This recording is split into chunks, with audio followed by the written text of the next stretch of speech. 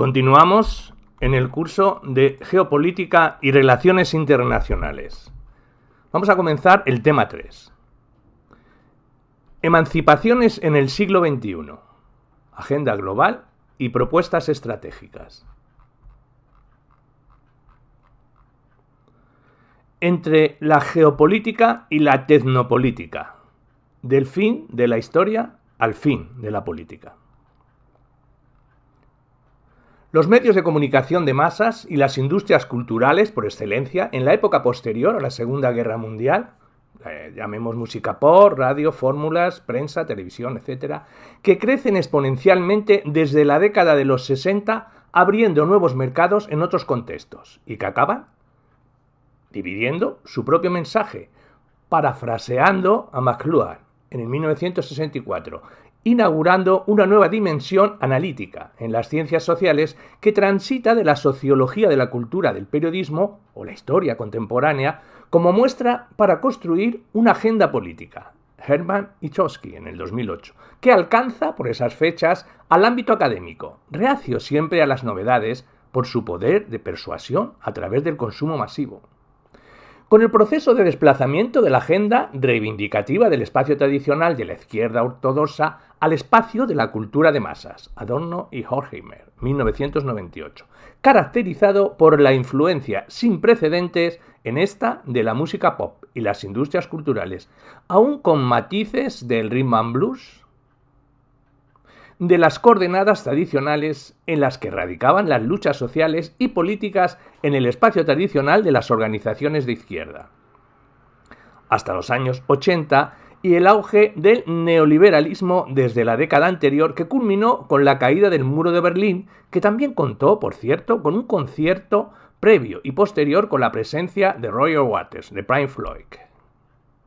Para quienes crecimos entre los 80 y los 90 del pasado siglo, era costumbre asistir por la televisión a aquellos megaconciertos en el estadio Wembley de Londres que reunían a conocidas estrellas del rock, el pop o el reggae, como Sting o V40, con no tan conocidos músicos del llamado Tercer Mundo, como Miriam Makeba, Ugh Masekela, entre otros, y que servían para recaudar fondos para las más diversas causas, desde el hambre a la lucha contra el apartheid o la liberación del entonces preso número 466-64 de Robben Island, organizados por Amnistía Internacional o por agrupaciones y colectivos surgidos, ex profeso, liderados por músicos, como Bob Geldof, Van Hyde, para la ayuda a Etiopía y Somalia, por ejemplo, cuyo mítico Live Aid concierto simultáneo en Wembley y el estadio JFK en Filadelfia el 13 de julio de 1985, que fue seguido por millones de personas en todo el mundo, por televisión, vía satélite, y contó con la presencia de los príncipes de Gales, Carlos y Diana, entre el público, tribuna de autoridades mediante. Estos megaeventos televisivos de la época, emitidos por satélites a todo el mundo, ilustran a la perfección el progresivo proceso de despolitización del espacio de la izquierda ortodoxa tradicional en Occidente, que comienza en la década de los 60 a través de las reivindicaciones contraculturales y las luchas sociales y políticas por cuestiones lejanas, entonces para una izquierda esclerotizada por el peso de la URSS, y que van a tener sus epígonos en los movimientos sociales por el reconocimiento de los derechos civiles contra el racismo, la defensa de la ecología, la diversidad sexual y el feminismo, muchos de los cuales se expresarán a través de los movimientos del 68 con la progresiva relevancia de la reclamación incipiente por los derechos humanos desde un contexto instituyente. Alejado de la esfera jurídica, Maestrean International, Judd y Snyder, 2012, basta citar las luchas por la descolonización en África y los intentos por sancionar una Carta Africana de los Derechos de los Pueblos, o el surgimiento de entidades como Amnistía Internacional, marcando una agenda política diferenciada desde ese momento, que generará una verdadera implosión en las organizaciones de la izquierda tradicional, para la que el discurso de los derechos humanos formaba parte de la ideología del enemigo en aquel tiempo, y cuya influencia hará que lo acaben asumiendo como parte de sus agendas, especialmente con la desintegración de la URSS y la caída del muro de Berlín. La izquierda, al uso, estaba sufriendo un embate sin precedentes a partir de la politización y financiación de otros espacios tradicionalmente relegados a la esfera de organizaciones y entidades que se nutrían de las políticas del Estado del bienestar. El espacio de la solidaridad en el seno de la democracia representativa liberal en el capitalismo occidental y su capacidad de irradiación a otros contextos, a través del alcance de las industrias culturales de masas aliado a la ideología occidental de los derechos humanos, de la mano de la venta de entradas, discos, la recaudación de fondos y la solidaridad y el asistencialismo desde Occidente hacia el sur, sin cuestionar las condiciones de dependencia y los resortes y mecanismos que generaban esta: deuda, extractivismo multinacional, injerencias geopolíticas, el petróleo, las materias primas, etc. Todo ello bastante bien explicado por la teoría de la dependencia y las violaciones de derechos en aquel de las que el primero era responsable en gran parte. Así, mientras los jóvenes occidentales de los 80 bailaban en Wembley, previo pago de una costosa entrada en libras esterlinas, pidiendo libertad para los sudafricanos negros pobres que se hacinaban en towns como Soweto, sin cuestionar si la pobreza tenía algo que ver con el apartheid y quién era responsable más allá del gobierno de Pieter Boat. Y Sting sacaba a escena el cacique Raoni metiendo el dedo en el ojo a la dictadura brasileña. La lucha de clases iba pasando al fin de la historia, según Francis Fukuyama, 1994, en su ensayo del mismo título, Superventas, una década más tarde, al que el 11S en Manhattan historizó de forma sangrienta y dramática. La lucha política se desplazaba hacia la ONGización asistencial al desarrollo que alumbró los temas relevantes de la agenda. También en la investigación en ciencias sociales. Durante la década de los 90 sirva como testimonio la eclosión de programas de posgrado, máster y especializaciones universitarias en materia de cooperación al desarrollo y derechos humanos. ¿Era definitivo? O eso parecía. Los derechos humanos se habían puesto de moda, al menos en Occidente, y Occidente iba a enseñarle al mundo cómo había que hacerlos efectivos, cuál era su aplicabilidad, efectividad, recursividad y un largo etcétera, de mecanismos y dispositivos jurídicos, sociales, económicos y culturales. Véanse los pactos y el proceso de negociación sobre los derechos económicos, sociales y culturales en el periodo, aliados a la acción internacional de las Naciones Unidas y sus agencias. En síntesis, las coordenadas de la despolitización de los tópicos y espacios de lucha política que definían a la izquierda y formaban parte de su identidad hacia la politización de otros territorios y contextos discursivos están directamente relacionadas con el crecimiento del llamado tercer sector, en gran medida dependiente de las subvenciones provenientes de agencias públicas y privadas, con el auge del neoliberalismo y la construcción de una agenda internacional de la cooperación al desarrollo y los derechos humanos, a través del espacio proporcionado por los medios de comunicación de masas, en una escalada que arranca en los años 60 del siglo XX y alcanza su plenitud a comienzos del siglo XXI, con la celebración en Porto Alegre, Brasil, en enero de 2001, del primer Foro Social Mundial. De manera sucinta, son las décadas de la contracultura a finales de los 60, la crisis del petróleo del 73, el consenso de Washington y el establecimiento de los gobiernos neoliberales de Thatcher, Reagan, con Karol Wojtyła al comando del Vaticano, que tienen como reacción la articulación de movimientos y protestas en aquellos lugares donde comienzan a aplicarse las recetas del neoliberalismo de la mano de movimientos sociales cuyas reivindicaciones, identidad, objetivos, repertorios de acción y formas organizativas distan mucho de los partidos y sindicatos e incluso de movimientos sociales anteriores, estando estas, en muchos casos, inescindiblemente ligadas a una concepción radical de los derechos humanos. Desde abajo, frente a las concepciones dominantes en la esfera institucional y el derecho internacional, razones por las que serían llamados como nuevos movimientos sociales por la teoría social,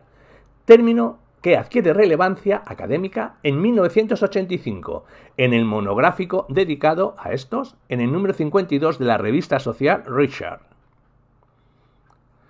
Posdemocracia. El fin del consenso hegemónico. Dice Eduardo Viveiros de Castro que el régimen semiótico del mito, indiferente a la verdad o falsedad empírica de sus contenidos, se instaura siempre que la relación entre los humanos como tales y sus condiciones más generales de existencia se impone como un problema para la razón. Al hablar de posverdad y leer la entrada creada en el diccionario de la Real Academia de la Lengua Española en 2017, bien podríamos pensar que en la RAE están hablando de posmentira o de poscensura, porque no nos dicen cómo funciona esa manipulación, cómo es operada, ni profundizan en la canonización de la ocultación, la insinuación y acusación sin pruebas, la falsificación de estas y de los argumentos presupuestos sin que hayan sido comprobados, y un largo etcétera de dispositivos acrecentados con el desarrollo de las redes sociales de Internet, y la ampliación de la esfera pública y los medios al ámbito digital, de lo que nos ocuparemos más adelante. Aunque la RAE no la nombre, no hay posverdad sin posdemocracia, como no hay democracia sin derechos humanos y viceversa. No son posibles unas sin las otras. No son posibles aquellas sin la aniquilación de estas de forma radicalmente, expresado esto es, yendo a la raíz. Esa es la apelación de los nuevos movimientos sociales, así llamados por la teoría social de las décadas de los 80 y 90 del pasado siglo.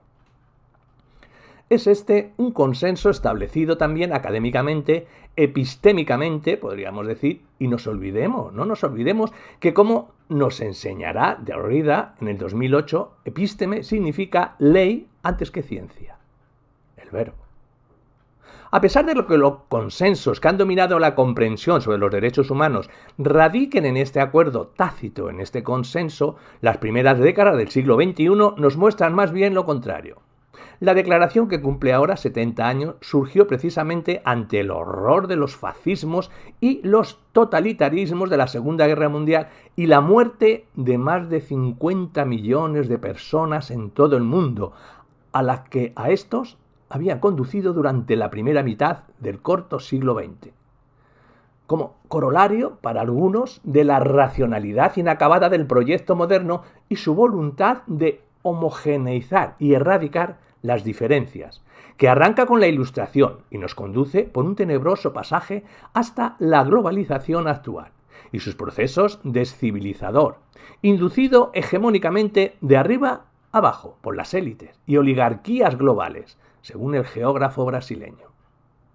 La declaración cumple 70 años y asistimos a un proceso globalizado, descivilizador, sí, que tiene un rasgo fundamental identificado en la desdemocratización, la salida de la democracia y de su vaciamiento. Hablamos de la democracia liberal, representativa, no ya de la democracia participativa o la democracia radical, siquiera de una democracia fuerte, de la que dan buena cuenta a partir del 2011 los movimientos sociales que desde el sur global van a señalar e impugnar su falta, paradójicamente, de legitimidad democrática. Al hablar del sur global, no nos referimos apenas a unas coordenadas geográficas, hablamos más bien de unas coordenadas epistémicas, invisibilizadas durante siglos por el capitalismo, el colonialismo, el imperialismo y el patriarcado, a través de la expansión desde Occidente de las distintas fases del capitalismo hegemónico, a partir del siglo XVI, y a las que en innumerables ocasiones los derechos humanos, desde este lado, desde arriba, han servido de coartada, de instrumento para imponer un localismo globalizado, en nombre de una democracia a la que apelaban los discursos oficiales como un significante vacío que totalizaba cualquier forma de vida en común ajena a los planteamientos del liberalismo. Si antes de la expansión del capitalismo podía contarse más de 1 millar de formas de organización comunitaria, distributiva y horizontal, entre las que la democracia era apenas una de ellas, la reducción paulatina de estas a un número no superior al centenar, especialmente en el sur, y la imposición de la visión lineal de la democracia representativa liberal a partir del siglo XVII en adelante, y sus sucesivas circunvolaciones en torno a la tensión entre igualdad y libertad, el sufragio, la representación política y la separación nominal no fáctica de poderes, de la mano de la expansión del capitalismo, conseguirán inscribir a sangre y fuego el moto por el que hemos de creer, importantísima la cuestión de la fe y la creencia aquí, que la democracia, entendida en el subtexto como la democracia representativa liberal aliada al capitalismo, es al menos malo de los sistemas políticos conocidos en la línea de toda una tradición encabezada por Anthony Giddens, Ulrich Beck, Daniel Bell, entre otros teóricos de la socialdemocracia, el estado del bienestar y la tercera vía. Caracterizaron el periodo como un techo máximo democrático, contemplando las desigualdades de clase, la explotación y los conflictos señalados por los movimientos sociales como parte de las contradicciones de un sistema que se ha perdido por la imposición de la razón neoliberal y sobre todo por la interiorización íntima de la subjetividad de su razón de mundo, incluso en los aspectos más anecdóticos, principalmente a través de las redes sociales de Internet. Este proceso de vaciamiento y salida de la democracia, perfectamente descrito por Christian Laval y Pierre Dardor en sus recientes trabajos, está configurando un nuevo sistema al que algunos llaman postdemocracia, siguiendo el viejo esquema de las ciencias sociales que coloca el prefijo post como un reflejo, un acto fallido de renuncia o complejizar la teoría, críticamente sumiso a la voluntad general y establecer una problematización lineal. Los prefijos post siempre son problemáticos. Tienden a esconder la complejidad de los procesos sociales tras la etiqueta y la categoría. Así, la postdemocracia supondría el fin de aquel menos malo sistema conocido hasta entonces en la historia del adagio socialdemócrata y el inicio de un nuevo sistema que supera sus principios estableciendo otros nuevos, no tan nuevos en realidad, a pesar de nomenclator, definiendo un nuevo estado de las cosas. Un nuevo orden que divide a los analistas y expertos entre la nostalgia de la democracia perdida que habría que recuperar, quienes defienden y apuestan por la superación del nuevo orden postdemocrático o intentan caracterizar el periodo como una transición profunda, a pesar de que el monstruo, como diría Gramsci, ya está aquí. En su ingente tarea de caracterización de esta transición hacia lo postdemocrático, Pierre Rosanvallon 2013,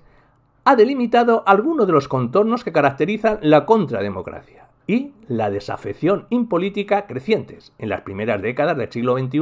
más allá del dogma imposibilista de la Realpolitik de There is an alternative, China, que nos llevaría al fin de la política, según la razón neoliberal. En muchos contextos asistimos ya a la toma de control por parte del Poder Judicial ante la implosión contrademocrática y la desafección impolítica creciente, articulada en gran parte por los medios de comunicación de masas y el efecto de la ampliación a las redes sociales de Internet y de los conflictos en esta esfera comunicativa ampliada profundamente desigual, que pulveriza el canon pergeñado por Jürgen Habermas en el 2003 por la construcción del consenso y la agenda, con el objetivo de subsumir la política a la ficción jurídica de una esfera neutral, apolítica.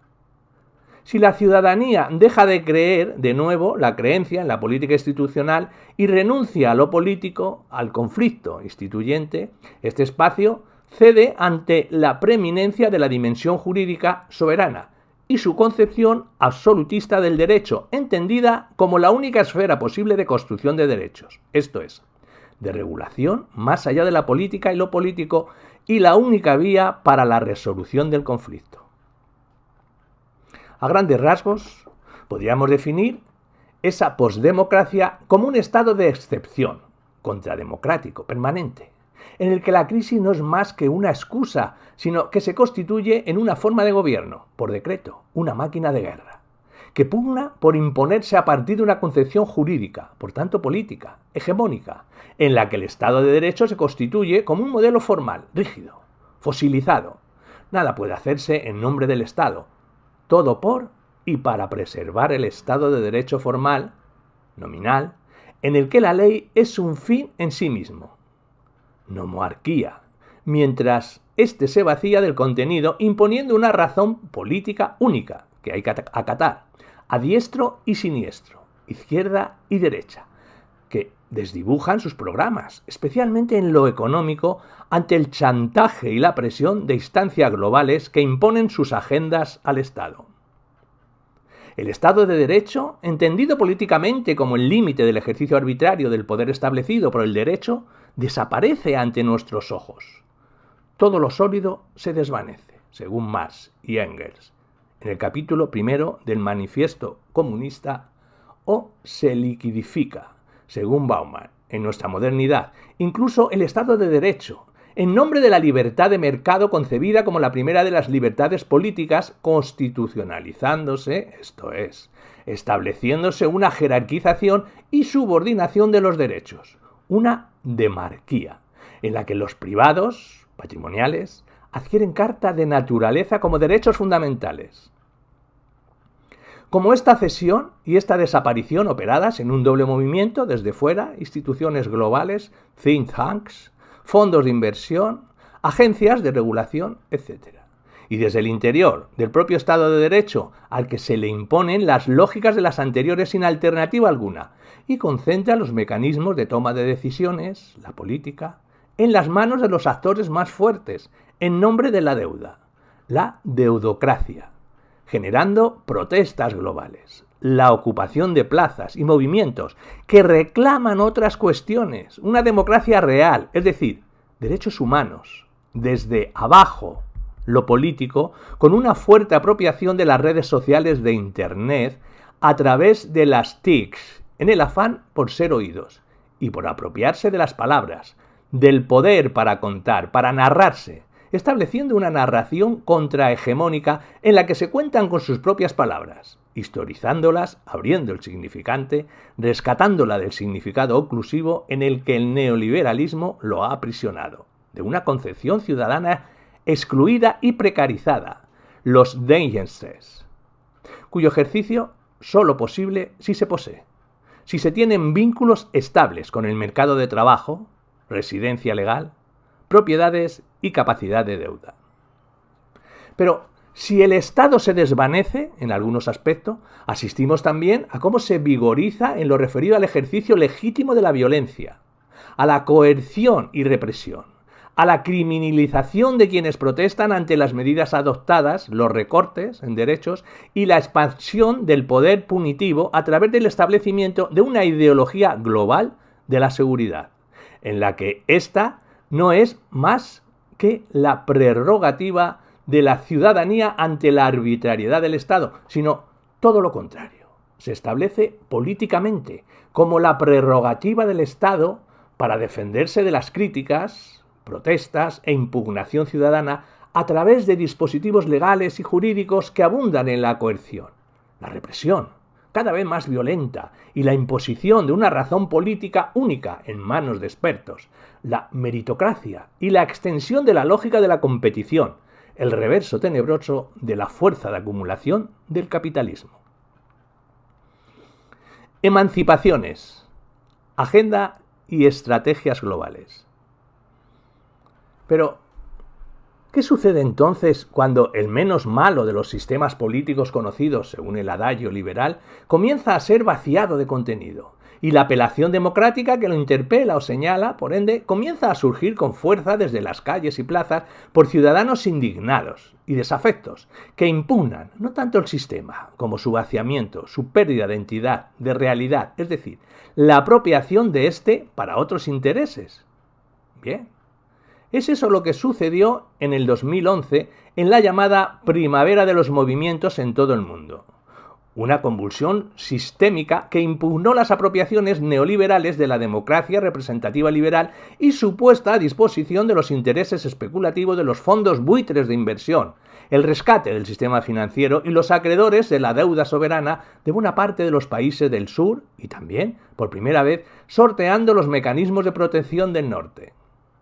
Los movimientos sociales que caracterizan la primavera de los movimientos, a los que calificó de recientes movimientos sociales globales, Sabariego en el 2017, tienen un prólogo en los que acontecieron en Islandia y Grecia en 2008, con la llamada Revolución de las Cacerolas,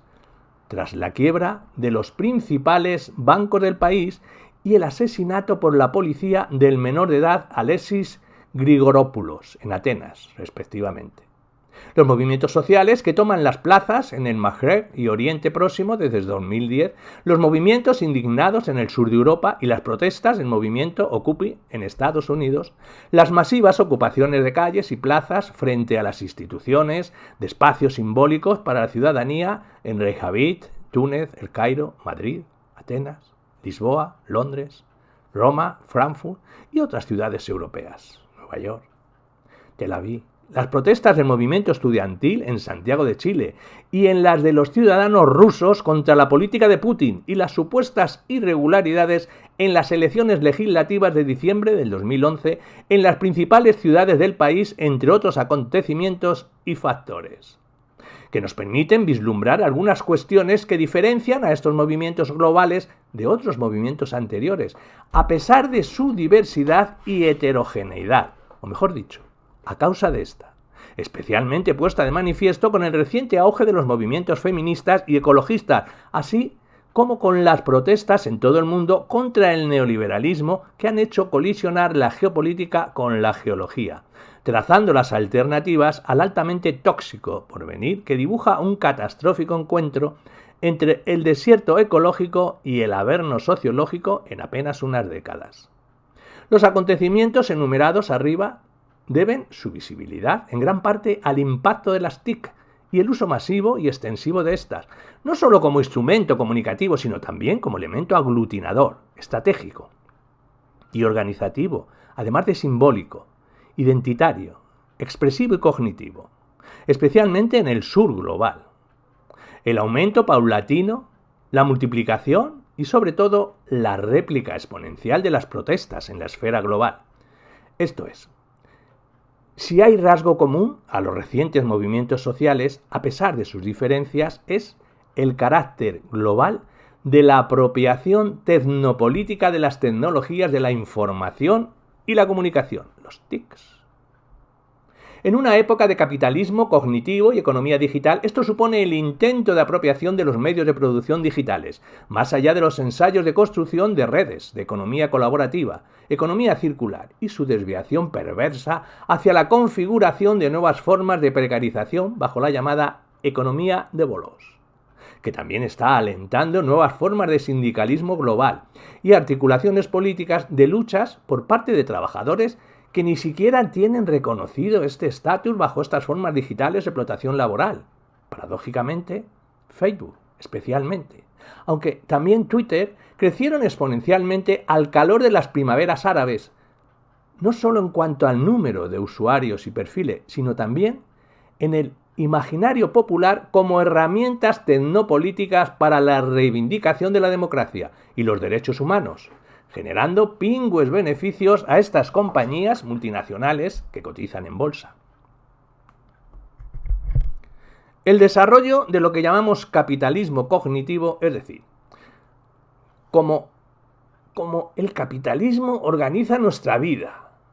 nos aliena, explota y extrae valor, beneficio de nuestra actividad cotidiana, el trabajo, ocio, opiniones, afectos y emociones, a través de la comunicación,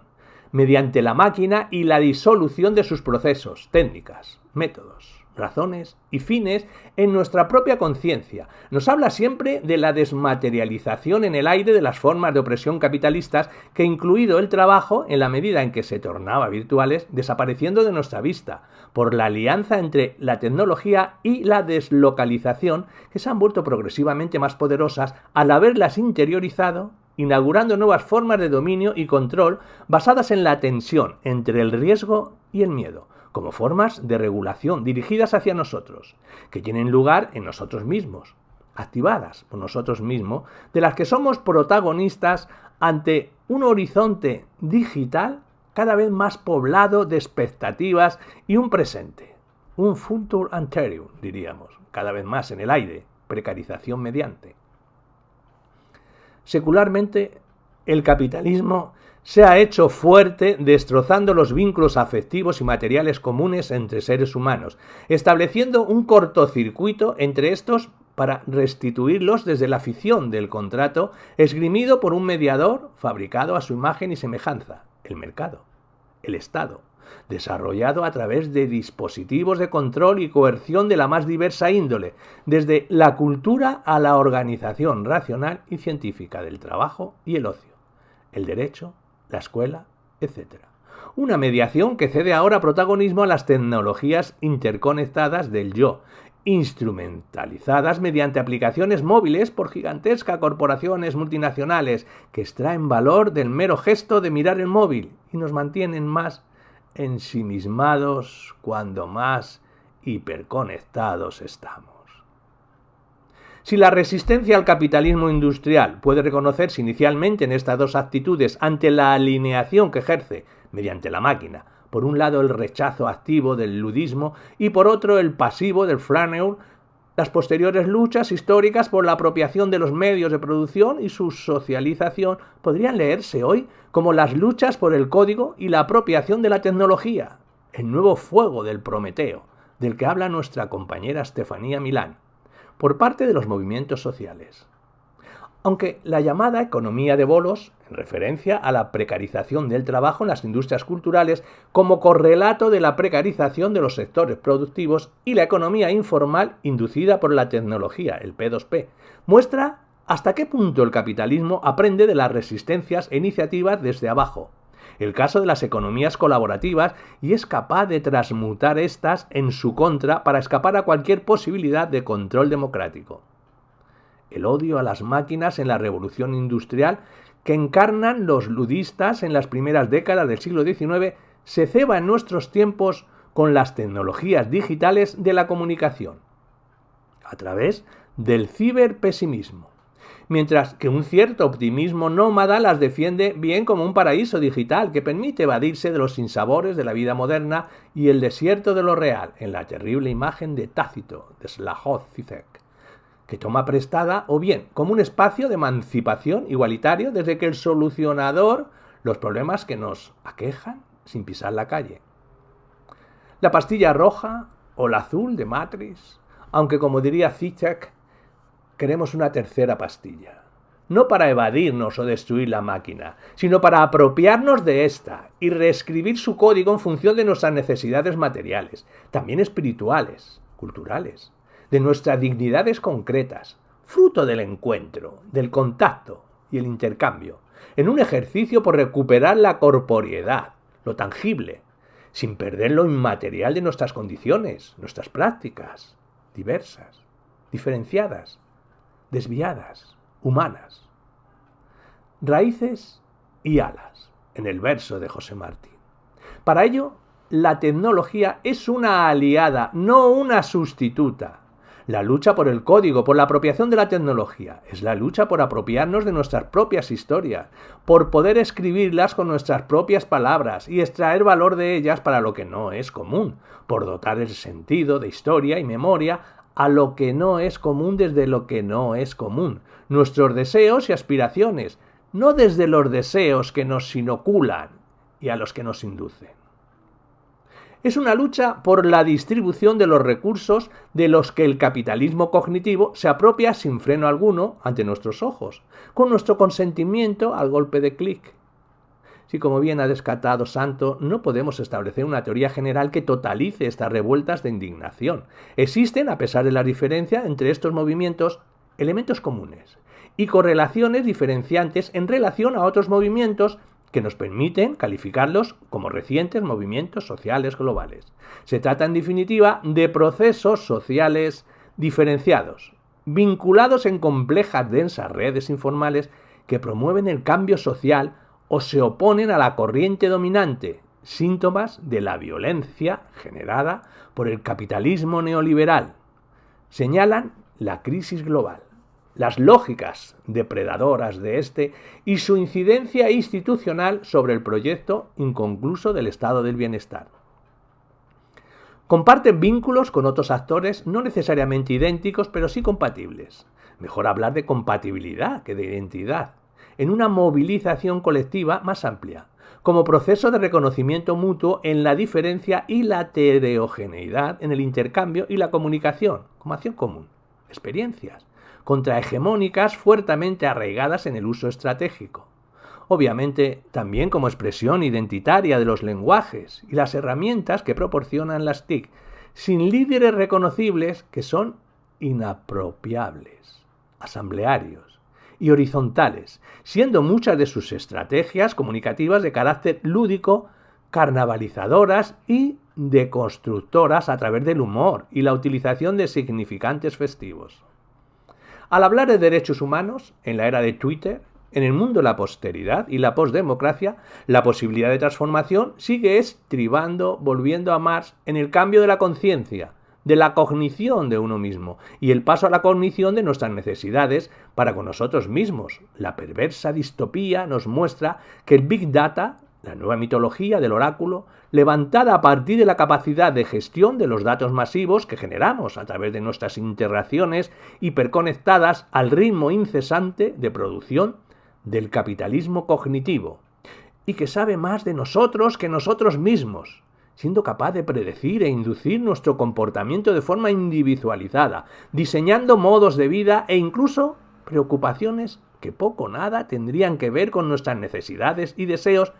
pero que le generarían ubérrimos beneficios y nos mantendrían anestesiados las conciencias, pendientes de un qué inducido y lejos de un cómo propio, crítico, ofensivo y propositivo. Los derechos humanos suponen hoy, 70 años después, no ya un ideal periclitado, sino todo lo contrario, un lugar común del que apropiarse para dotarlo de otro sentido común, de un sentido común emancipador.